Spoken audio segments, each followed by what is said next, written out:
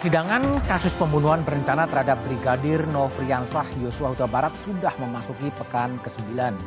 Satu demi satu orang-orang yang terlibat atau mengetahui kasus ini dihadirkan sebagai saksi.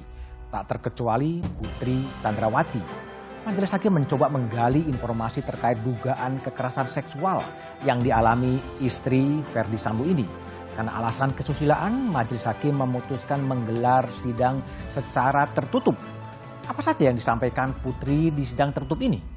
Benarkah Majelis Hakim mendalami informasi terkait dugaan kekerasan seksual yang dialami Putri sebelum kasus pembunuhan terhadap Yosua terjadi? Inilah Satu Meja The Forum di balik sidang tertutup Putri.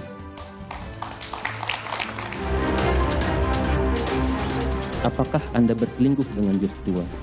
Apakah Anda berselingkuh dengan Joshua di Magelang? Dan apakah Anda berselingkuh dengan Joshua selama di Magelang? Pada saat itu Anda menjawab apa?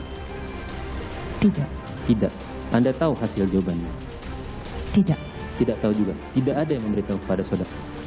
Tidak. Di sini Anda diindikasi berbohong.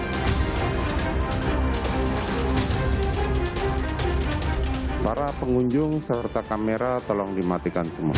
Terdakwa Richard Eliezer Budiang Lumiu, terdakwa Ricky Rizal Wibowo, dan terdakwa Kuat Ma'ruf menyatakan sidang tertutup.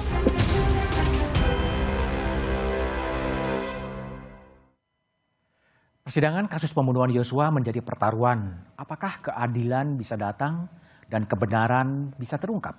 Sidang tertutup, meski itu adalah kekuasaan hakim, bisa memunculkan pertanyaan publik.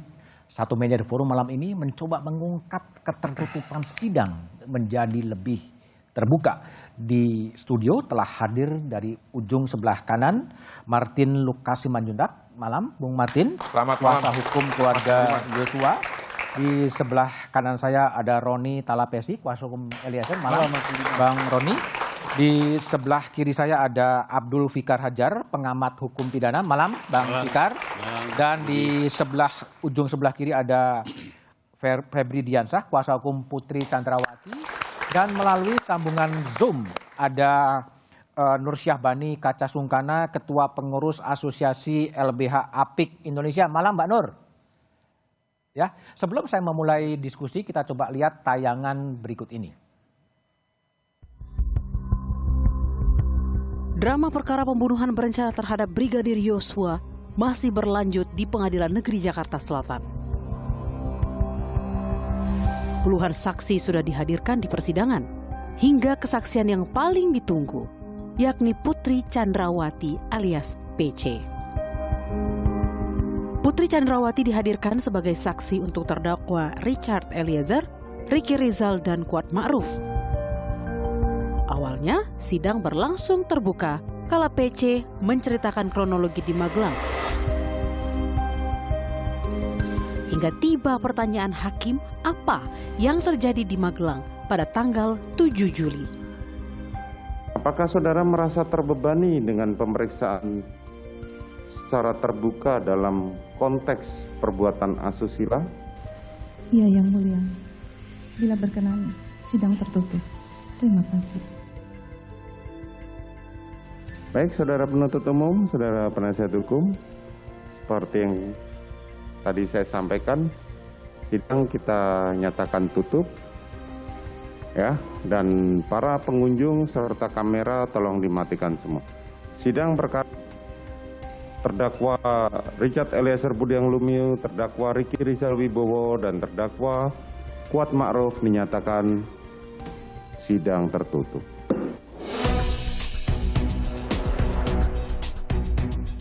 Dugaan adanya kekerasan seksual yang dilakukan korban, yakni Brigadir Yosua kepada PC, memicu polemik di mata publik. Benarkah itu terjadi? Adakah fakta baru terungkap di persidangan yang tertutup lebih dari 2 jam itu?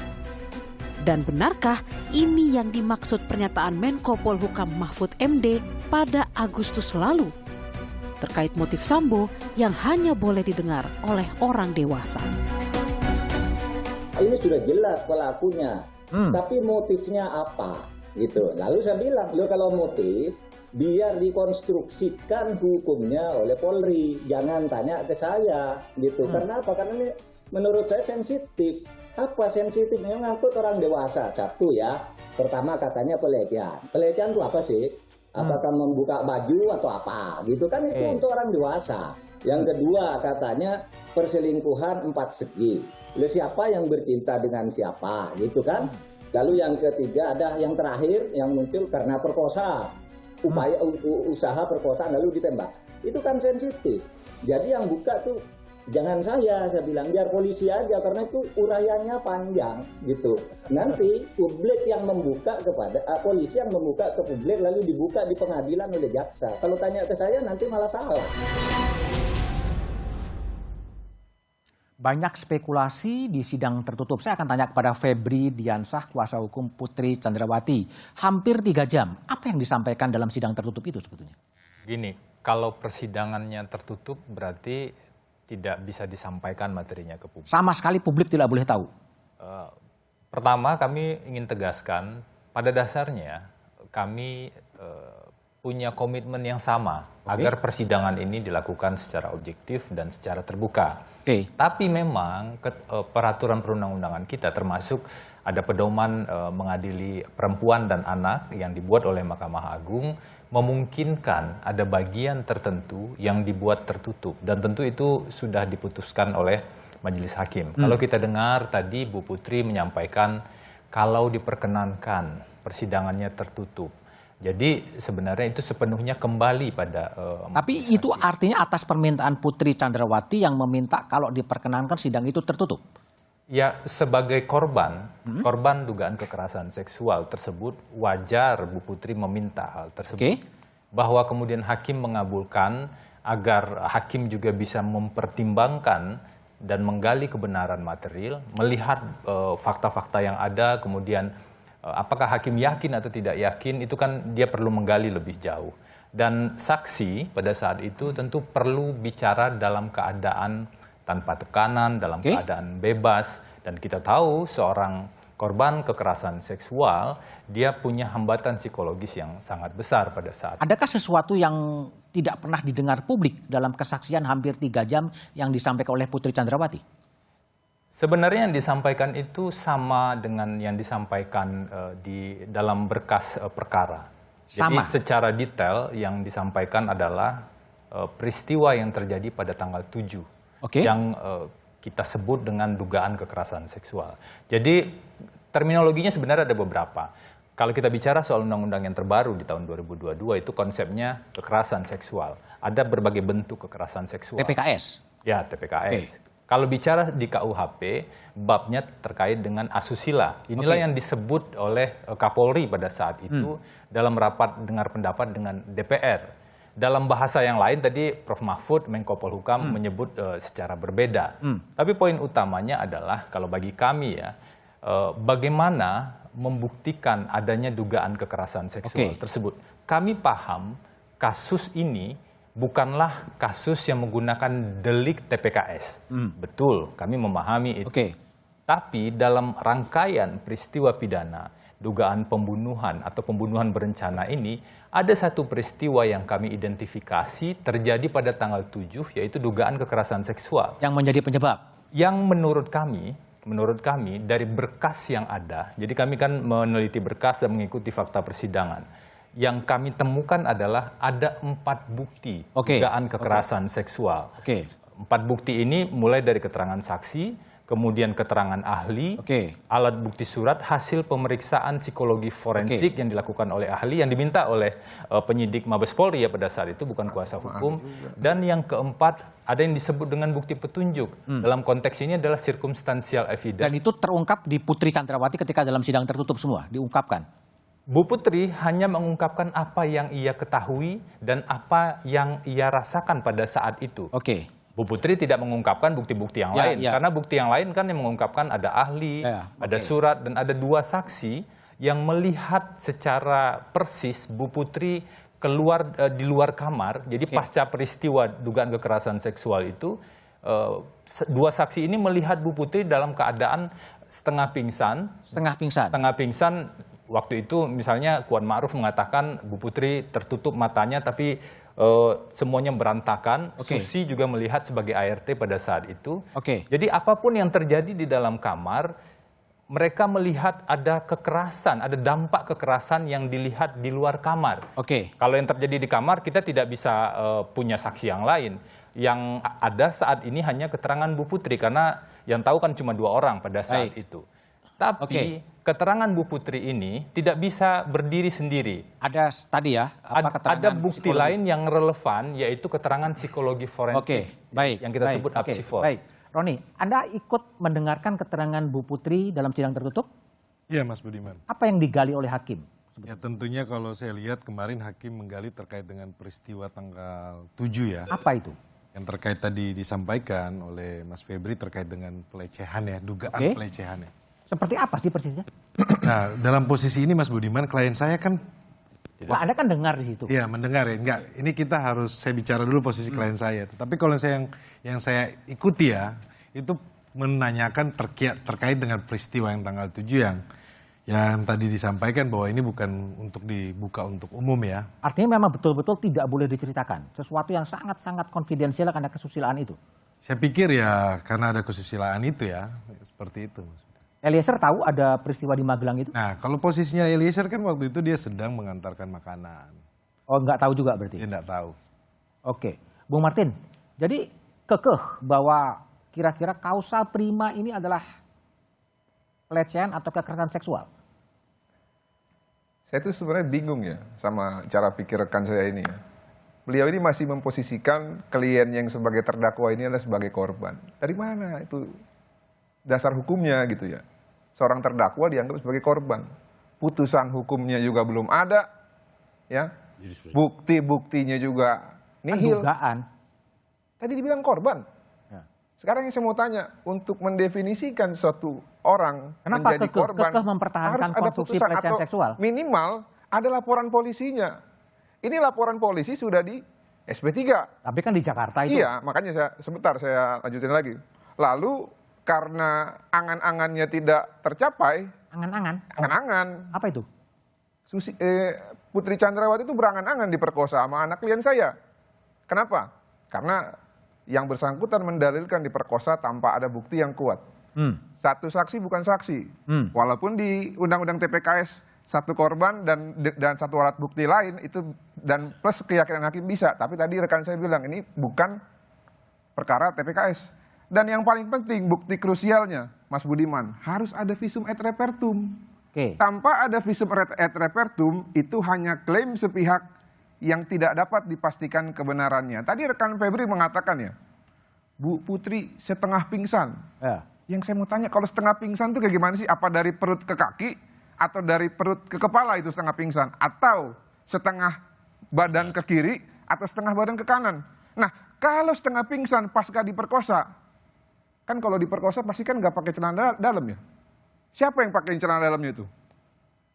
Oke, tapi kenapa kekeh dengan cerita kekerasan seksual meskipun banyak yang ragu sebetulnya menurut Anda?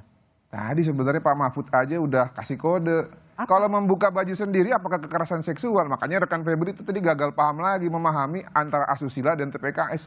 Sebenarnya Pak Mahfud udah kasih clue. Tidak ada ya. Kalau benar-benar kekerasan seksual tidak ada orang membuka baju sendiri.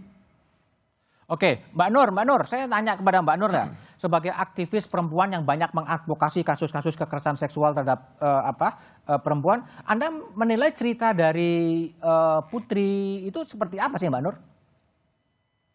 Ya, ini kan tidak bisa lihat sepotong ya. Harus dalam konteks keseluruhan kasus pembunuhan terhadap Joshua. Di mana ada senario awal yang dianggap gagal karena itu tadi SP3 kan, yaitu pelecehan seksual sebagai motif, kemudian beralih lokusnya itu ke Magelang. Nah, pemeriksaan yang saat ini dilakukan terhadap BC atau baru saja dilakukan terhadap PC dengan sidang tertutup, itu kan pemeriksaan bukan sebagai korban. Bukan sebagai korban, tapi dalam konteks terdakwa, gitu. Nah, dalam hal itu waktu yang lalu saya mengatakan ini ada obstruction of justice. Siapa yang obstruction of justice, Mbak Nur? Dari kedua, gitu. Karena yang obstruction of justice-nya kan sudah dibuktikan dengan diberhentikannya atau dipecat lewat pemeriksaan baik itu kode etik maupun yang lain gitu. Udah jelas ada obstruction of justice dan Ibu Putri menjadi bagian dari upaya obstruction of justice itu. Mbak Nur sebagai aktivis perempuan gimana sih menilai apakah ini memang patut diyakini memang terjadi kekerasan seksual atau sebaliknya sih sebetulnya kalau tadi menyebutkan ada obstruction of justice part 2 gitu? Iya, saya memang meragukan motif pelecehan seksual itu. Jadi karena pertama ada kebohongan itu yang merupakan obstruction of justice dan kemudian dibangun argumen baru ya yang benar mungkin yang dikatakan tadi ada 2 orang saksi. Tapi saksi-saksi itu adalah orang yang dibayar. Oke, tapi gini Mbak Nur, pertanyaan saya adalah kenapa sih Mbak Nur kelihatannya sebagai aktivis perempuan yang juga tapi tidak mempercayai bahwa narasi terjadinya kekerasan seksual? Tapi jawaban Mbak Nur setelah jeda berikut ini aja.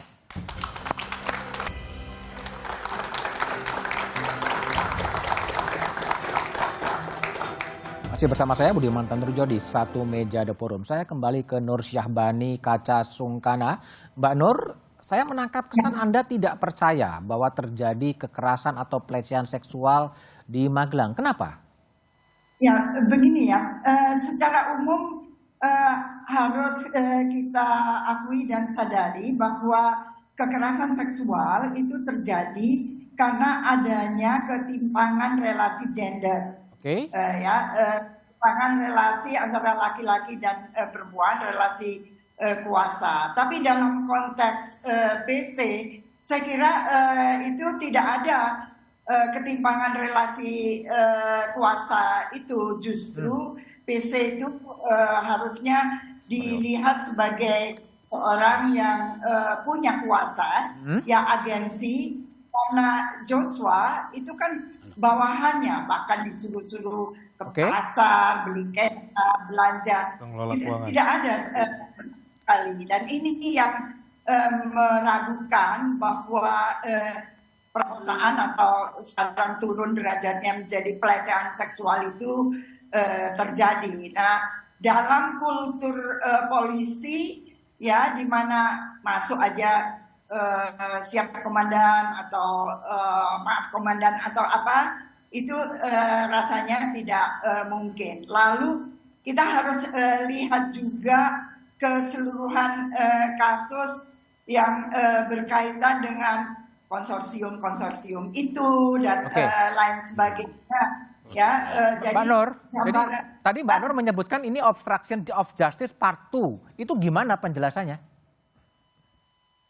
Ya, karena yang pertama kekerasan seksual itu dilaporkan terjadi di Duren 3 ya.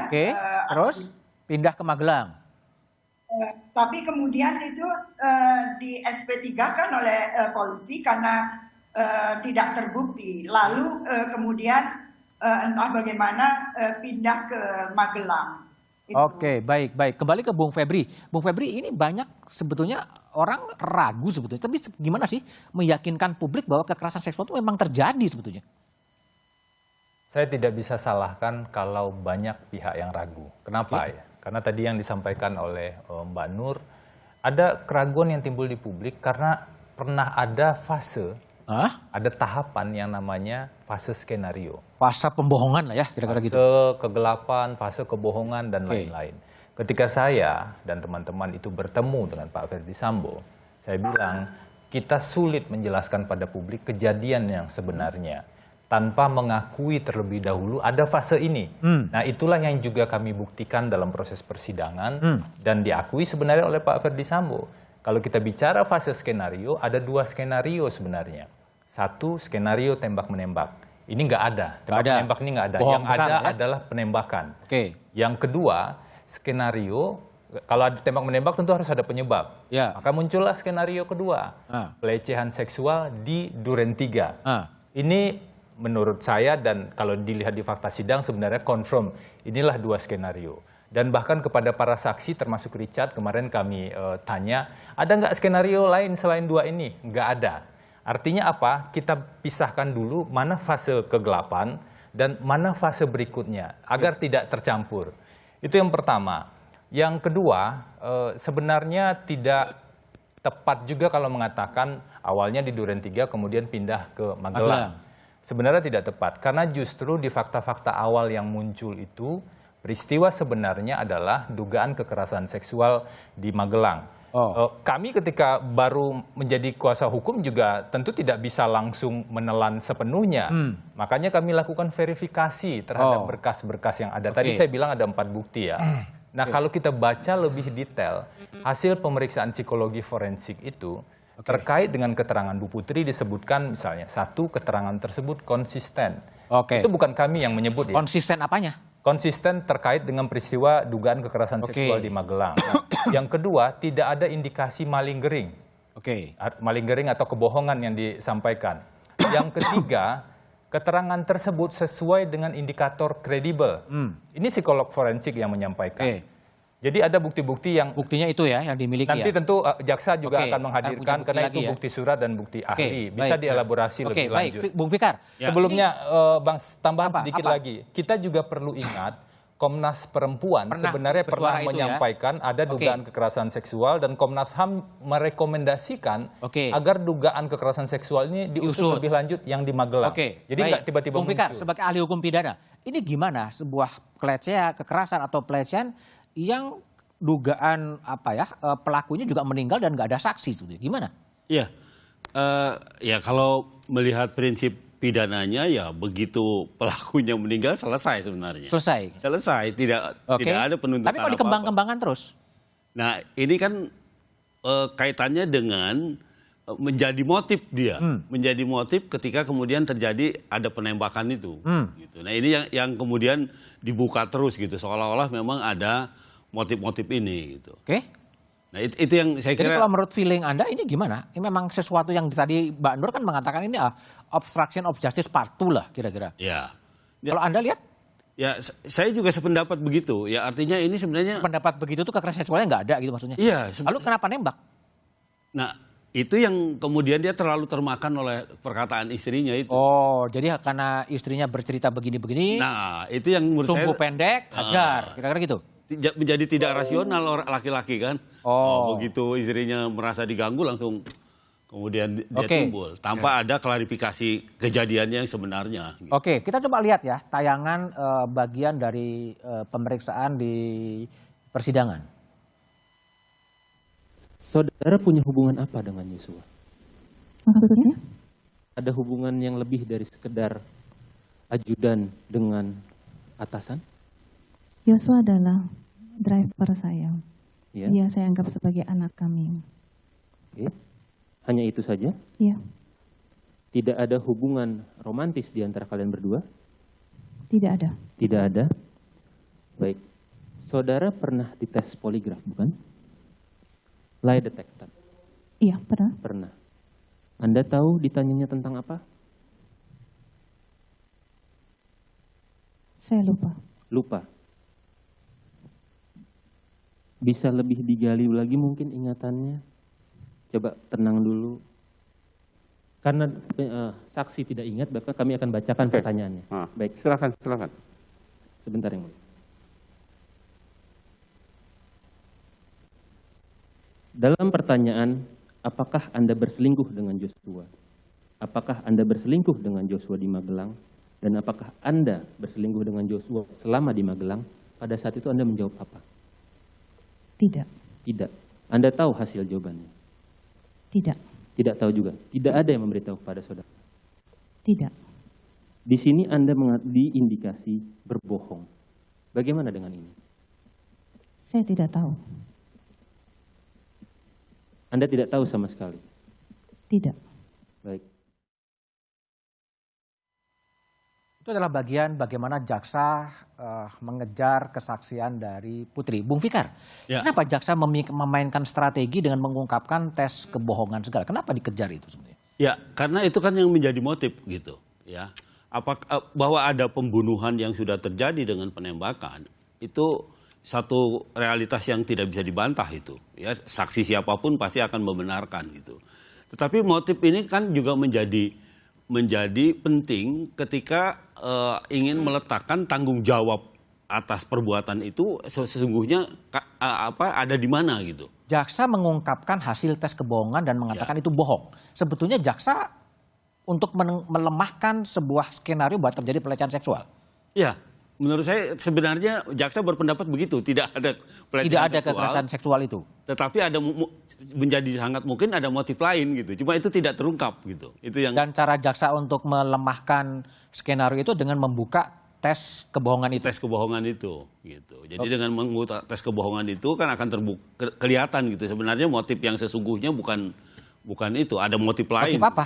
Nah, itu yang mestinya dikejar oleh penyidik. Oke, gitu. Bung Martin. Oke, siap. Apa sih yang janggal dari pengakuan Putri? Ya, apakah ada skenario atau motif lain? Tapi jawabannya setelah jeda berikut ini aja. Hasil plus berarti mengindikasikan seorang terperiksa NDI. NDI, no deception indicated. Artinya apa itu?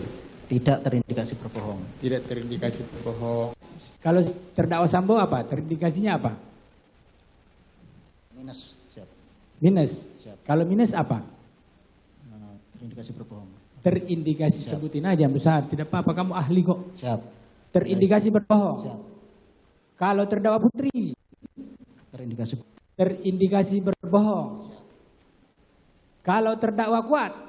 Terdakwa Kuat jujur dan terindikasi berbohong. Oh, abu-abu dia, jujur dan terindikasi berbohong. Kalau untuk terdakwa siapa namanya? Riki. Untuk saudara Riki pertanyaannya sama seperti saudara Kuat Ma'ruf dan hasilnya dua-duanya jujur. Hasilnya dua-duanya jujur.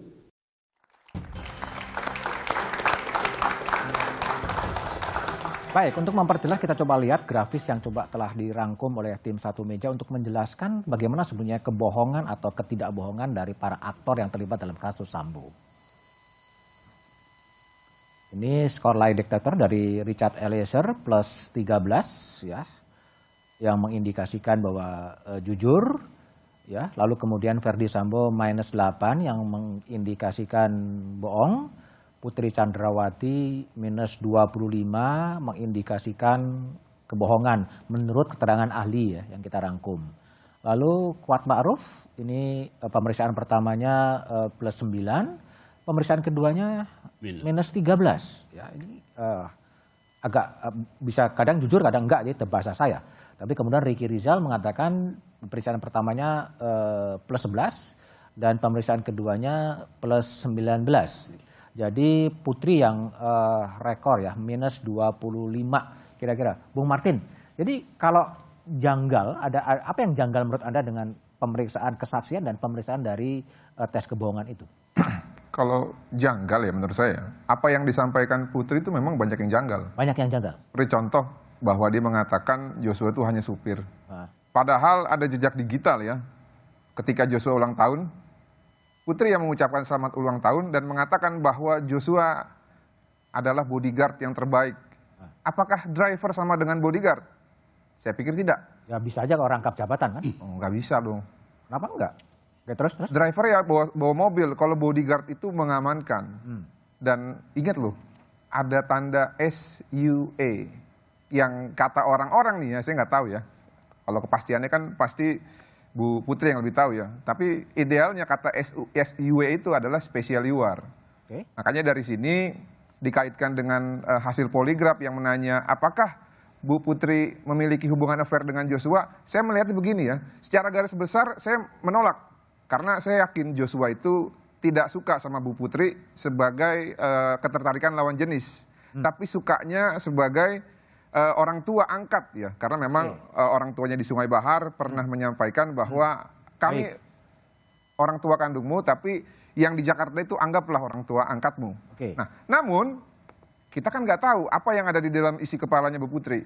Apakah hal yang lain yang dianggap atau sama seperti yang dirasakan oleh Joshua, bahwa benar Putri menganggap Joshua adalah sebagai anaknya. Nah, kalau kita korelasikan dengan hasil lie detector tersebut, mungkin saja matching. Kenapa? Karena memang imajinasi Putri itu Joshua adalah orang yang dia suka gitu loh. Tapi Joshua di lain pihak tidak suka sama dia. Gitu. Ya, Kalau Bung Roni, ini kan Eliezer kan paling positif dan Putri menjadi -25. Itu apa yang Anda pesan yang ditangkap dari hasil tes poligraf itu? Ya, ini sebenarnya membuktikan Mas Budiman, kan di awalnya kan disampaikan bahwa klien saya ini tidak jujur ya. Tetapi dalam proses persidangan ini kan terbuktikan ya bahwa apa yang disampaikan oleh klien saya indikasinya adalah dia jujur ya. Nah, dalam proses peristiwa pidana ini kan kita harus melihat satu peristiwa, rangkaian peristiwa yang utuh ya. Menarik kan kalau Bung Febri kan ketika klien saya menyampaikan hal yang baik, tentunya Bung Febri mengambil, tetapi kalau hal yang tidak baik tidak dikutip. Jadi ini merupakan, kalau saya lihat seperti standar ganda ya. Standar ganda dari siapa? Jadi dari rekan Febri. Baik, Bung Febri. Kalau Bung Febri lihat gimana? Klien Anda tadi kalau mengikuti tes poligraf minusnya 25 sebetulnya. Banyak bohongnya kalau dalam bahasa awam. Kita bicara poligraf. Sebelum bicara perdebatan dan diskusi terkait dengan poligraf, kita lihat dulu pertanyaan yang kemudian disimpulkan. Tadi kan kalau Bu Putri dan Pak Sambo udah dibahas ya. Pertanyaan yang kemudian disimpulkan jujur atau tidak jujur. Untuk Richard itu pertanyaan ahli pada tes poligraf itu ada 3. Yang intinya, apakah Anda menembak Joshua atau tidak? Tentu dijawab, ini ada 3 ya. Secara sederhana Richard menjawab iya. Dan Richard jujur hasil tes poligrafnya pada saat itu. Bagaimana dengan Ricky? Ricky juga dibilang jujur tadi. Salah satu poin yang disebutkan oleh Ricky adalah, apakah Anda melihat Ferdi Sambo menembak Joshua? Ricky yang ada di lokasi mengatakan dia tidak melihat Ferdi Sambo menembak Joshua. Dan itu disebut oleh tes poligraf jujur. Artinya tuduhan dari Richard yang mengatakan Ferdi Sambo menembak Joshua yang terakhir itu menjadi tidak benar. Kalau -25-nya Putri gimana? Kan ada keterangan Kuat Maruf. Nah, karena itulah kita perlu hati-hati sekali untuk melihat tes poligraf ini. Jadi Anda meragukan? Bukan soal meragukan. Kalau kita bicara soal perdebatan dalam hukum acara pidana, ada beberapa perdebatan. Apakah tes poligraf ini, lie detector ini, diakui sebagai salah satu alat bukti di 184? Itu pertama. Yang kedua, apakah tes poligraf bisa diterapkan pada orang yang dalam kondisi emosional yang tidak stabil? Itu pertanyaan yang kedua. Yang ketiga, kalau di beberapa negara, kalau kita bandingkan konsep dan pengaturan poligraf di beberapa negara, ada salah satu syarat mutlaknya. Tes poligraf hanya bisa dilakukan ketika orang dalam keadaan tenang dan bersedia. Nah, dia bisa menolak gitu ya? Bisa menolak. Kalau menolak, artinya ada resistensi dalam dirinya sehingga tes poligraf itu menjadi tidak valid. Nah, ini memang dikembalikan nanti pada hakim. Kalau saya sebagai kuasa hukum dan juga perlu secara objektif melihat fakta persidangan, kita perlu melihat rangkaian fakta yang satu dengan fakta yang lain. Makanya saya sebut Richard, dalam beberapa hal saya percaya dengan Richard bukan karena keterangan tunggalnya, tapi karena keterangannya itu berkesesuaian dengan bukti yang lain. Maka kita percaya dengan Richard. Tapi kita nggak bisa percaya dengan Richard kalau keterangannya itu berdiri sendiri dan tidak terkonfirmasi. Bahkan ada satu fakta penting yang muncul kemarin, Mas Budiman.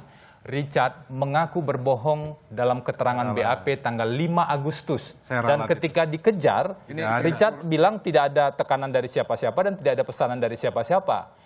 Isi BAP tanggal 5 Agustus itu adalah Ferdi Sambo yang menembak semuanya. Richard hanya melihat dari atas. Dan Richard mengakui dia berbohong pada saat itu. Gini loh. Saya sudah baca BAP tanggal 5 itu, Mas Febri. Tidak ada Richard Eliezer sampaikan bahwa Ferdi Sambo yang menembak semuanya. BAP tanggal 5 itu skenario dan pengacara yang mendampingi Richard Eliezer itu dari Verdi Sambo. Betul. Jadi tidak benar loh. Oke. Yang dibawa tanggal 6 itu adalah skenario. Nah, ini yang kita sayangkan dalam persidangan, kemudian pertanyaan-pertanyaan itu menurut kami ya, mohon maaf ini seperti menjebak klien kami. Saya sudah baca BAP tanggal 5, tidak ada sedikit pun yang Richard Eliezer menyampaikan. Saya berani buka BAP tanggal 5 itu di sini, kita bisa saksikan bersama-sama, jelas sekali bahwa Richard mengatakan kurang lebih begini. Richard dari atas, kemudian dia bilang jadi pertama ketika Richard disuruh ke lantai 3, ketemulah sama Verdi Sambo. Verdi Sambo kemudian meminta senjata Glocknya Richard.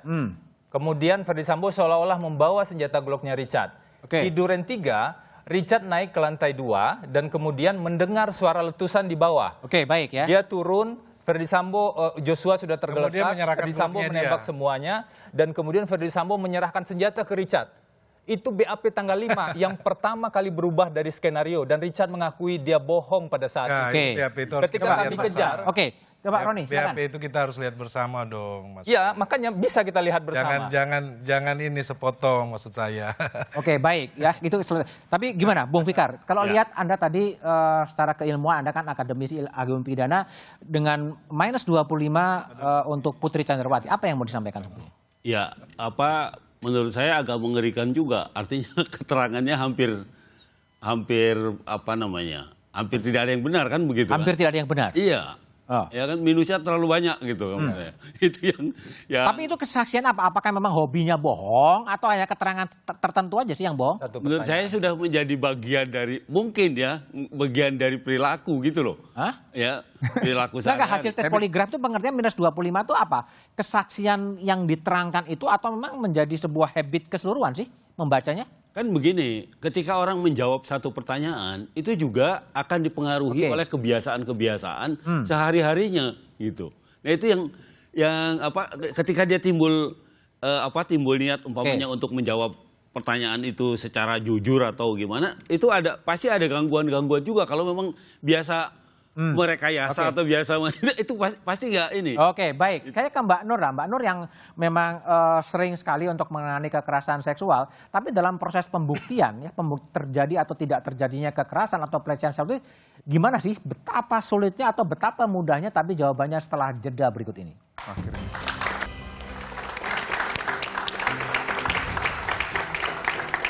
Masih bersama saya, Budiman Tengjo di Satu Meja The Forum. Saya kembali ke Mbak Nur Syahbani Kaca Sungkana. Mbak Nur, seberapa sulit sebenarnya membuktikan terjadinya pelecehan atau kekerasan seksual dalam kasus ini?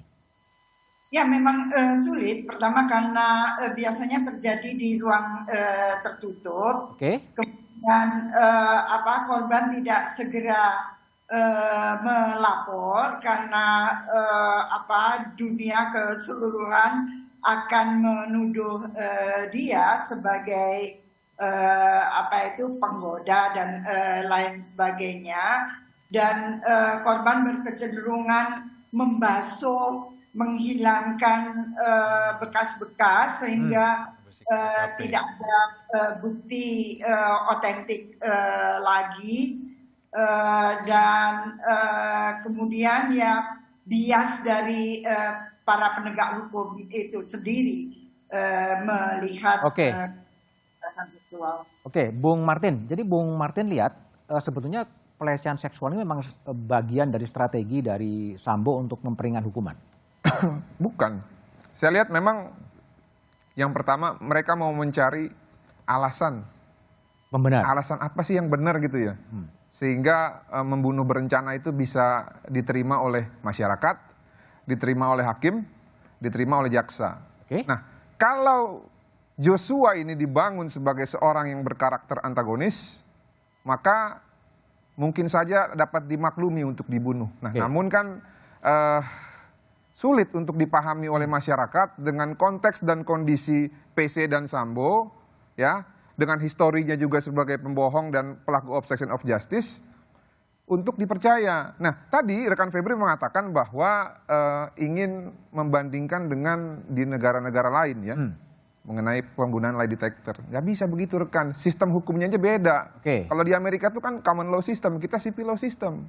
Normanya beda. Nah, yang berikutnya, kita harus lihat juga ke belakang. Kenapa sih sebenarnya lie detector ini sampai digunakan? Kalau saja mungkin rekan dari klien ini tidak konsisten berbohong gitu ya, dan melakukan kebohongan dan juga mencoba untuk berbohong lagi, mohon maaf rekannya, fase kegelapan masih berlanjut kalau menurut saya. Jadi kalau rekan bilang harus dipisahkan, ya itu mungkin untuk konsumsi sendiri. Tapi kalau untuk konsumsi publik, saya yakin sampai saat ini publik masih beranggapan bahwa fase kegelapan itu masih berlanjut sampai sekarang. Dan mudah-mudahan ya, kalau ini dilanjutkan, saya juga nggak mau ada orang dihukum maksimal. Oke, baik. Bung Febri, jadi gimana strategi yang Anda jalankan untuk membuktikan bahwa kekerasan seksual atau pelecehan seksual itu terjadi di Magelang dan menjadi kausa prima terjadinya pembunuhan?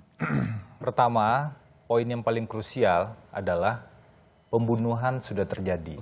Ada seorang bernama Joshua yang mati. Apapun alasannya, apapun faktor penyebabnya, pembunuhan ini tidak bisa dibenarkan. Artinya yang bersalah harus dihukum. Itu poin pertama. Poin kedua, yang kami harapkan itu sederhana, Mas Budiman. Yang kami harapkan itu adalah semua fakta itu dibuka secara terang. Secara terang. Jangan dipenggal-penggal, jangan dipotong-potong, dibuka secara terang. Dan yang kita lihat bersama-sama adalah ruang tengah persidangan. Jadi fakta di persidangan lah yang digunakan untuk menguji dengan argumentasi hukum yang ada. Yang tidak sesuai buktinya hanya satu keterangan saja harus diabaikan. Yang bertentangan keterangannya harus dicari kebenaran materialnya. Nggak boleh berasumsi dan apalagi memvonis duluan. Keterangan di persidangan lah yang terbukti ya. Fakta di persidangan lah yang menjadi penting untuk melihat. Bung Roni, jadi Eliezer yakin bahwa Yosua tidak melakukan pelecehan seksual. Kenapa yakin? Kami sulit mempercayai keterangannya saudara PC ya dari awal itu. Begini aja, simple. Yang disampaikan bahwa dia tidak ada di lantai 3. Pertanyaan saya kepada Ferdy Sambo, CCTV-nya di mana? CCTV-nya rusak. Nah kalau TKP yang rusak seperti ini kan merugikan klien saya. Nah juga tadi kalau rekan Febri sampaikan bahwa keterangan Richard Eliezer sendiri.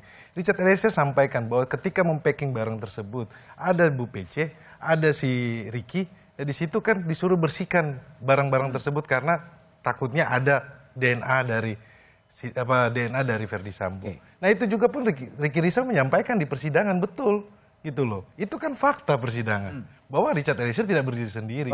Baik. Tapi begini Mas Budiman, yang kami sayangkan adalah ini TKP rusak loh. Ini sudah berulang-ulang TKP rusak, CCTV tidak ada. Terus bagaimana kita? Nah tetapi kan dalam proses persidangan ini kan terungkap semuanya. Baik, Bung Fikar. Ya. Seberapa yakin bahwa kebenaran dan keadilan itu bisa dihadirkan di Pengadilan Negeri Jakarta Selatan?